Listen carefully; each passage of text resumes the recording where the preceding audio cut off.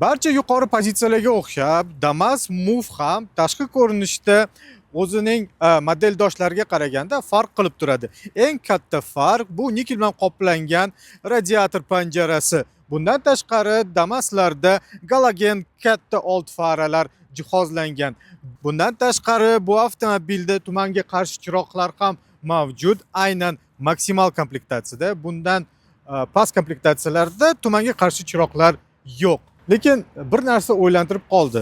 Asosiy faralar galogen bo'lsa-da, lekin ikkilamchi burilish chiroqlari dioddan yuqori komplektatsiyani bildirib turuvchi yana katta detal bu 14 dyuymli quyma diskalar. Uzoqqa qaraganda ushbu disklar Nexia 3 disklariga o'xshab ketadi. Shunday emasmi? Qulfli yoqilg'i bakining eshikchasiz Damas bo'lmaydi. O'shaning uchun bu yerda ham u saqlanib qolgan.